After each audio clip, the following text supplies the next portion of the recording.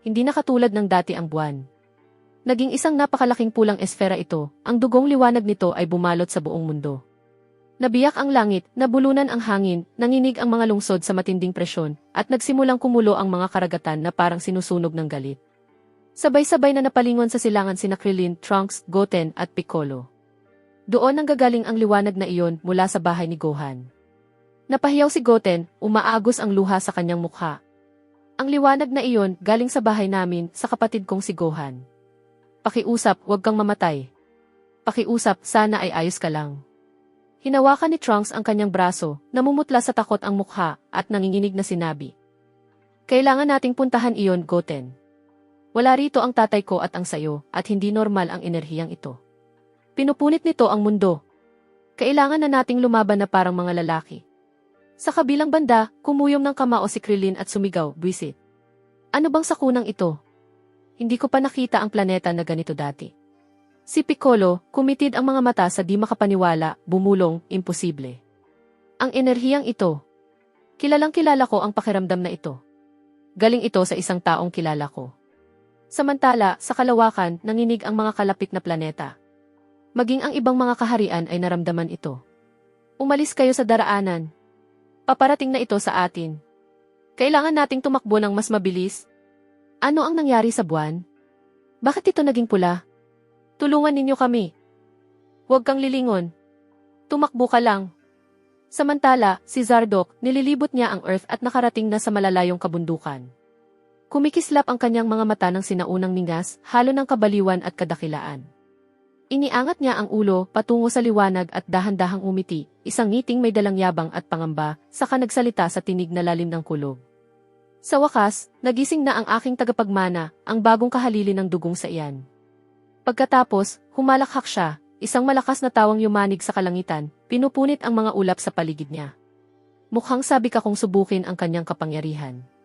Gaano nakatagal mula nang huli akong lumaban? At sa pinakasentro ng liwanag na iyon, bumangon si Gohan mula sa mga abo. Nagliliwanag ang kanyang katawan sa maringal na puting sinad. Hindi na itim ang kanyang buhok. Dalisay na puti ito, umaagos ang maringal na liwanag. At ang kanyang mga mata ay kumikislap na parang malinaw na kalangitan. Ganap na tumigil ang hangin sa paligid niya. Walang kahit anong tunog, kundi isang tibok ng puso, yumanig ang mundo sa bawat paghinga niya. Humakbang siya ng isa, at ang lupa sa ilalim niya ay kusang nabasag. Maging ang kalikasan ay natigilan sa pagkamangha. Gohan, Royal Ultra Instinct. Ang transformasyong ito ay hindi pa naitala sa kahit anong panahon, isang anyong maaabot lamang ng nagtataglay ng dugo ni Zardoc at ng pagsubok ng modification gate. Tumindig ng matatag si Gohan, itinaas ang ulo patungo sa pulang buwan at nagsalita sa mababang tinig na umalinggaw sa buong universo. Ano ang enerhiyang ito? Buhay ba talaga ako o bangungot lang ang lahat? Dahan-dahan niyang itinaas ang kamay, nag-ipon ng napakalakas na liwanag sa kanyang palad upang subukin ang bago niyang lakas. Isang maningning na liwanag ang nabuo. Agad niya itong pinakawalan pasulong. Sumirit ito palabas ng mundo, tuloy-tuloy ang pag-usad na parang hindi natitigil kailanman. Pagkatapos, nagsalita si Gohan, nagliliyab ang determinasyon sa kanyang mukha. Kung ganon, totoo nga ito. Nararamdaman ko. Nawala ang kanyang ngiti at idinagdag niya, pero ang lugar na iyon, puro takot ang iniwan sa puso ko, at ramdam kong may itinanim itong madilim na kapangyarihan sa loob ko. Pagdating ni na Trunks at Goten, nadatnan nila sina Krillin at Piccolo. Nalaman nilang nauna nang nakarating sina Tin Shinhan, Yamcha, at Chayaotsu sa pinagmumulan ng liwanag, nanigas ang mga mukha sa matinding gulat. Patuloy pa ring nanginginig ang lupa sa ilalim ng kanilang mga paa, at ang langit ay nababalot ng makapal na pulang liwanag na ginagawang parang nagliliyab na impyerno ang lahat. Ang lugar kung saan dating nakatayo ang bahay ni Gohan ay wala na. Walang bakas na mga pader, ni ng mga punong nakapalibot sa tahanan. Isang malalim na bunganga na lang ang natira, pumipintig na mga alon ng enerhiya, parang tibok ng puso ng isang naghihingalong planeta. Pasuray-suray na sumulong si Goten, lunod sa luha ang kanyang mga mata. Hindi, impossible. Ito ang tahanan ng kapatid ko. Nasaan siya? Tumakbo siya papunta sa gitna, pero mahigpit na hinawakan ni Krillin ang kanyang braso at sumigaw, "Tumigil ka, Goten. Huwag kang lalapit.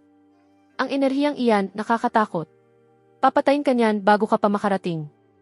Humahagulgol ang hangin sa paligid nila, umiikot pa itaas ang alikabok, at mula sa puso ng pagkawasak, lumitaw si Gohan. Pero walang nakakilala sa kanya.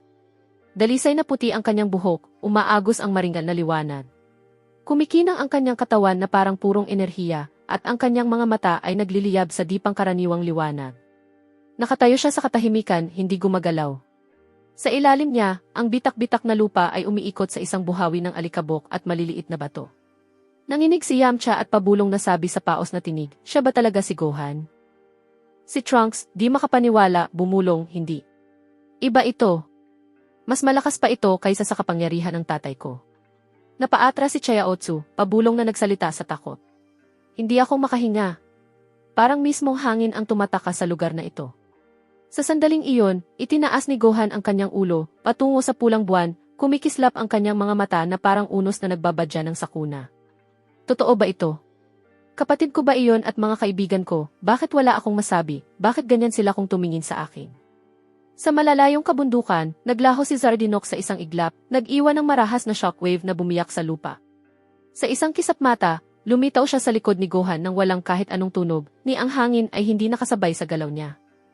Marahan niyang itinaas ang kanyang kamay at nagsalita sa tinig na malalim at puno ng otoridad. Sa wakas, nagising na ang aking tagapagmana. Napatigil ang lahat sa kinatatayuan. Bulong ni Krillin sa nanginginig na tinig. Ang tagapagmana? Ano ang ibig niyang sabihin doon? Sandali, sino ang higanting iyon? Bago pa makakilos ang sinuman, muling naglaho si Zardinok at lumitaw sa harap ni Gohan ng walang tunog, na para bang ang espasyo mismo ang yumukod sa bilis niya. Ipakita mo sa akin, mahal ko. Karapat-dapat ka ba talaga sa dugong ito? Mabilis na lumingon si Gohan, kumikislap ang kanyang mga mata sa malalangit na liwanag. Sabi niya na may kumpiyansang isi, ikaw pala. Pinakawalan niya ang isang alon ng puting enerhiya. Sumabog ito sa kalangitan na parang bulalakaw, pinupunit ang mga ulap. Napahiyaw si Trunks, tinakpan ang kanyang mukha mula sa nakakasilaw na liwanag. Impossible. Hindi ko man lang nakita kung ano ang nangyari. Sumigaw si Goten sa takot. Kuya, tigil. Pero wala nang narinig si Gohan. Muling lumitaw si Zardinok sa harap niya at sumuntok ng napakalakas, kaya nabiyak ang lupa sa daan-daang metro. Nagliparan ang alikabok at mga bato sa paligid. Natigilan ang lahat sa matinding gulat. Hinarang ni Gohan ang suntok gamit ang kanyang noo, nakangiti na may mapaglarong ngisi. Pero may kakaibang bagay na nagpigil ng kanilang mga puso. Ang pagkawasak sa likod ni Gohan ay lubhang matindi. Napasinghap si Piccolo, hindi maaari, ano ang nangyayari? Sobra ang naging reaksyon niya, pero siya lang ang nakapansin. Hindi man lang nahawakan ni Zardok ang mukha ni Gohan. Tingnan mo, sigaw ni Piccolo. Hindi man lang siya inabot ng suntok, pero nangyari ito. Mayabang na sinabi ni Zardok, kahanga-hanga. Hindi ka man lang gumalaw sa lakas ng atake ko. Matagal na mula nang may makaharang niyan. Sumagot si Gohan ng walang bahid ng takot. Sa susunod, huwag mong pigilan ang suntok mo. O hanggang dyan ka lang. Ang kislap na nasa loob mo. Hindi iyon dapat umiiral. Walang duda, labis kang nagustuhan ng Blood King. Ano ang nakita mo sa loob ko? May itinanim siyang pulang ubod sa loob mo. At hindi pa iyon nangyari kailanman. Nang ibinaba ni Zardok ang kanyang kamay, nagsimulang tumulo ang dugo mula sa noo ni Goten. Ngunit hindi nawala ang mapagmataas na ngisi sa kanyang mukha. Sumubok ka. Ngayon, ako naman. Pagkatapos, gumanti si Gohan ng isang nakabibiglang suntok na nagpaatras kay Zardok sa unang pagkakataon. Napakaringal ang tanawin, ang puting liwanag at pulang enerhiya ay nagbabanggaan, bawat salpukan ng kanilang mga kamao ay lumilikha ng mga ipo-ipo na yumanig sa kalangitan. Napahiyaw si Yamcha at Tien Shinhan sa di makapaniwala. Sa ngalan ng pinuno, hindi pa ako nakakita ng ganitong laban sa buong buhay ko. Bawat suntok ay lumilikha ng lindol. Parang tumigil ang oras nang magtagpo ang kanilang mga kamao. Nararamdaman mo ba iyon? Iyan ang kapangyarihang hindi mo kayang hawakan. Tumigil ang hangin, nanatiling nakabitin ang alikabok sa himpapawid, at ang mga karagatan ay marahas na umalon sa ilalim ng bigat ng kanilang lakas. Kapangyarihan. Umatras si Zardok na may bahagyang, mapagmataas ng ngiti. Hindi ka panipaniwala. Nalampasan mo ang mga hangganan ng Ultra Instinct. Naniniwala akong ikaw na ang pinakamalakas na sa iyan na buhay ngayon, pero hindi ka pa rin mas malakas kaysa sa akin. Iniangat niya ang kanyang mga mata patungo sa pulang buwan at nagsalita sa malalim na tinig, ngayon naiintindihan ko na kung bakit ikaw ang pinili ng gate. May kakaiba sa'yo, bata. Hingal na hingal si Gohan, ang bawat hininga ay nagliliyab sa pagod. Pero nanatili siyang nakatayo, matatag ang tingin, hindi natitinag. Tapos na ba ang pagsubo? Bahagyang humisi si Zardok at sumagot, may masama at may magandang balita ako. Habang nasa loob ka ng Gate of Modification, hinanap ko ang enerhiya ng iyong ama gamit ang mga patak ng dugo mo na naiwan sa kamay ko. Sinuyod ko ang lahat ng kaharian, bawat kalawakan, at hindi ko siya makita. Pero ang magandang balita, may nakita akong kalahating wasak na planeta malapit sa Earth. Nakaramdam ako roon ng bakas ng maraming kapangyarihan na para bang may naganap na digmaan ilang oras lang ang nakalipas. Sa ibabaw nito, may nakita akong mga selyo, mga marka ng isa sa pinakamalulupit na uri ng pagpapahirap. Iisa lang ang tinuturo ng mga iyon. May ipinadala sa Dark Fortress at ang pinakamalakas na posibilidad, ang iyong ama iyon. Siya rin ang gumising sa akin mula sa aking pagkakahimbing. Pero ang lugar na iyon ay nakamamatay para sa sinumang nilalang na hindi pa nakapunta roon. Nagningning ang pag-asa sa mukha ni Gohan. Muling nagliyab ang kanyang mga mata matapos ang mahabang kawalan ng pag-asa. Nagsalita siya na may matinding determinasyon at saya. Kung may kahit isang pagkakataon na maabot ang ama ko, kukunin ko iyon. Sige, pumunta tayo roon. Bahagyang umiti si Zardok. Tandaan mo, ikaw ang pumili nito. Pasanin mo ang pananagutan, tagapagmana ng dugong Maharlika. Mariing sinabi ni Gohan, handa na ako, pero hayaan mo muna akong makita ang mga kaibigan ko. Takot na takot sila. Tahimik na tumango si Zardok at naglaho ang katawan ni Gohan sa isang malambot na liwanag. Muling nagpakita sa harap ng kanyang mga kaibigan, naroon silang lahat, puno ng gulat at takot ang mga mukha, nakatitig sa hindi pamilyar na nilalang na nasa harapan nila. Sa likod niya, isang napakalaking bunganga ang pumipintig sa maharlikang enerhiya. Si Goten ang unang kumilos. Tumakbo siya pasulong, sumisigaw, kuya. Sumigaw si Krillin, tumigil ka, Goten. Hindi iyan. Bago pa niya matapos, mahigpit ng niyakap ni Gohan si Goten. Umaagos ang luha sa mukha ni Goten. Ayos lang, bunso. Nandito lang ako. Hindi ko mapigilan ang pag-iyak. Ibig sabihin ng luha, malakas ang puso mo. Hayaan mo lang lumabas. Kuya, alam kong ikaw iyon. Alam ko. Akala ko patay ka na. Hindi ko makita ang bahay o kahit sino. Marahang ipinatong ni Gohan ang kanyang kamay sa ulo ng kapatid at mumiti ng may init. Ayos lang ako, Goten. Marami akong pinagdaanan pero hindi ako aalis nang hindi nagpapaalam. Dahan-dahang lumapit si Piccolo, hindi pa rin makapaniwala sa kanyang nakikita. Gohan, ikaw ba talaga iyan? Sumagot si Gohan na may malalim na pasasalamat sa kanyang mga mata at tinig. Tama, Master Piccolo. Kung wala ka, hindi ako nakatayo rito ngayon. Salamat sa palagi mong pagiging pangalawang ama ko. Sandaling natahimik si Piccolo, kumikislap ang kanyang mga mata, bago siya tumalikod at marahang bumulong, ingatan mo ang sarili mo, bata. Lampas na sa ating lahat ang laban na ito. Parehong bumagsak ang iyong ama at si Vegeta. Sana lang ay mabuhay ka. Lumapit si Trunks, puno ng pag-aalala ang kanyang mukha. Gohan, nawala rin ang tatay ko. Sa tingin mo ba buhay pa siya? Ngumiti si Gohan ng may kumpiyansa at sumagot, tama. Ibabalik ko ang tatay ko at pati si Vegeta. Hindi ko iiwan ang kahit sino.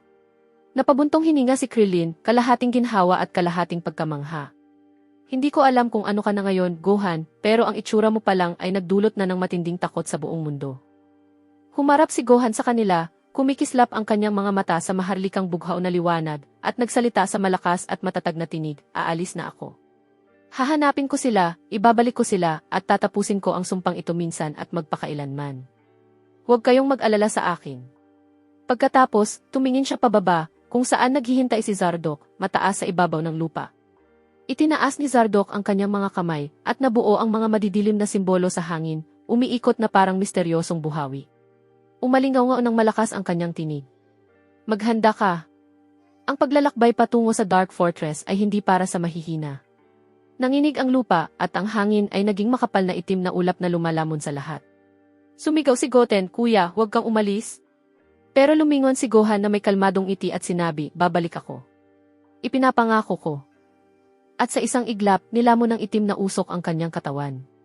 Naglahong pareho sila ni Zardok sa loob ng isang buhawi ng liwanag at anino, iniwan ang kanilang mga kaibigan sa mabigat na katahimikan, hati ang kanilang mga puso sa pagitan ng pag-asa at takot. Muling nagpakita sa isang kisapmata sa harap ng Dark Fortress, isang napakalaking palasyong tila sumisigaw ang hangin sa paligid dahil sa dilikas na presyon. Pagdating nila, bumagsak si Gohan sa kanyang mga tuhod, napahawak sa kanyang dibdib habang nagsimulang tumulo ang dugo mula sa kanyang ilong at bibig. Sumigaw siya sa pagkalito. Ano ang lugar na ito? Parang pinupunit ang katawan ko. Nagsalita si Zardoc sa malamig at mabigat na tinig. Sinabi ko na sayo, ang lugar na ito ay walang sinusunod na batas, walang antas ng kapangyarihan. Isa itong mundong lampas sa lahat ng lohika. Binalaan na kita na baka hindi kayanin ng katawan mo ang presyon ng dugong dala ng dimensyong ito. Tumayo si Zardoc sa harap ng pintuan ng palasyo at sinabi, papasok na ako. Babalik ako agad. Pero huwag mong hahayaang pumikit ang mga mata mo. Kapag nawalan ka ng malay, hihilahin ka ng kuta papasok at hindi ko na kayang ilabas ang ama mo, pati ikaw. Sinubukan ni Gohan na lumaban, pero marahas na nanginig ang kanyang katawan habang lalo pang tumitindi ang presyon. Narinig niya ang papalayong yabag ni Zardoc habang papunta ito sa palasyo. Pagkatapos, naglaho ang lahat ng tunog. Habang papasok si Zardoc sa kastilyo, bakas ang takot at tensyon sa kanyang mukha. Maging siya, ang tagapagtatag ng Sans, sa kabila ng kanyang buong kapangyarihan, ay walang halaga sa lugar na ito. Handa na ako. Ano man ang naghihintay doon matatapos ngayong gabi. Narating niya ang harapan ng kuta, binuksan ang pinto, at pumasok sa pinakamasahol na bangungot na maaaring isipin. Lumipas ang ilang segundo. Pagkatapos ilang minuto, biglang umungol ang pinto habang bumubukas muli, parang kalansing ng sinaunang bakal. Lumabas si Zardoc, may pasan sa kanyang balikat na isang payat, tuyot at baluktot na katawan. Kitang-kita ang mga tadyang, dikit na dikit ang balat sa mga buto na para bang ilang buwan o taon nang hindi kumakain. Buong anyo nito ay punang mga marka ng pagpapahirap. Nawala na siya, pero hindi ako pwedeng tumigil. Bawat hakbang ay mas bumibigat, bawat hininga ay tila nasusunog. Kapit lang, kapatid. Ibabalik kita sa bahay. Dahan-dahang iminulat ni Gohan ang kanyang mga mata at may mahina siyang tinig na lumabas. Tay, ikaw ba yan? Ano ang ginawa nila sa'yo? Ang kamay mo. Saan ito napunta? Tumayo si Zardoc sa tabi niya at ibinagsak ang katawan ni Goku nang walang kahit anong bakas ng awa sa mukha. Nakipagkasundo ako sa mga tagapagbantay ng kuta. Kinuha nila ang aking kamay kapalit ng pagbibigay nila sa akin kay Goku. Walang saysay ang pakikipaglaban sa kanila. Hindi sila mga nilalang. Sila ang mismong mga batas ng lugar na ito. Nangyari ang lahat dahil ginising niya ako mula sa aking pagkakahimbing. Sana lang ay hindi ko ito pagsisihan. Itinaas ni Zardoc ang naputol niyang braso. Pagkatapos, nagsimulang magtipon ang mga apoy sa hangin, naghalo at nagbago ng anyo, hanggang sa mabuo ang isang ganap na kamay. Itinaas ni Zardoc ang naputol niyang braso. Mahinang sinabi niya, ito ay isang kamay na huwad mula sa dugong bulkanikong enerhiya, pero hindi ito kasing lakas ng orihinal. Sinubukan ni Gohan na tumayo, pero nawalan siya ng balanse, unti-unting pumipikit ang kanyang mga mata, nilalamon ng dilim ang kanyang paningin. Tay! At saka siya bumagsak, nawalan ng malay. Tumingin si Zardoc sa kanilang dalawa, huminga ng malalim at nagsalita bago maglaho. Sapat na ang tiniis mo, bata. Hindi na tayo mananatili rito kahit isang segundo pa. Nilalamon ng lugar na ito ang mga buhay. At sa isang iglap, nawala sila mula sa Dark Fortress sa kapangyarihan ni Zardoc, bumalik sa Earth. Sa ibang dako ng isang kahariang hindi katulad ng iba, ang langit ay bitak na parang gintong salamin at ang lupa ay walang anino. Si Zeno ay nakatayo sa nakakatakot na katahimikan sa harap ng Daishinkan. Napapalibutan ng grupo ng mga anghel at tatlong natitirang pinuno ng pagkawasa, sina Beerus, Belmod at ang maos na si Quetela. Nakakabigat ang atmosfera, parang kahit ang hangin ay natatakot gumalaw. Sa likuran nila, ang tatlong bilanggo ay nakagapos sa kapangyarihan ng Daishinkan sa loob ng isang mahiwagang kubo na pumipigil sa kanilang lakas. Nagpapalitan ng naguguluhang tingin ang lahat, maliban sa isa. Si Daishinkan ay nakatayo sa likuran ni Zeno na may bahagyang ngiti sa kanyang mukha, ngiting tila alam na niya ang eksaktong dahilan kung bakit sila naparito sa hindi kilalang mundong ito. Ngunit naghihintay pa rin marinig ang mga salita mismo mula kay Zeno. Humakbang si Zeno pasulong, mababa ang kanyang tinig, pero humihiwa ito sa hangin na parang talim. Alam ba ninyo kung bakit tayo narito? Walang sumagot. Maging ang mga anghel ay bahagyang humina ang kanilang liwanag. Naiintindihan ba ninyo ang nangyayari? Wala kaming ideya. Ano ang ibig sabihin ni Zeno-sama? Itinaas ni Zeno ang kanyang ulo at tila kulog ang nagsalita sa pamamagitan niya habang sinasabi na parito tayo upang gisingin ang aking ama mula sa kanyang pagkakahimbing. Narinig ninyo rin iyon, hindi ba? Bumilis ang paghinga ni Beerus at nanginginig ang isa sa mga anghel. Nagpatuloy si Zeno, ang kanyang kumikislap na mga mata ay sumasalamin sa tunay na takot sa unang pagkakataon. Dahil siya lamang ang may kakayahang pigilan si Zardo. Doon pa lamang, nawala ang ngiti ni Daishinkan, napalitan ng mahabang mabigat na katahimikan, na parabang pati ang kanyang puso ay tumigil sa isang saglit. Isang bagay na mas malakas at mas nakakatakot ang malapit ng magising.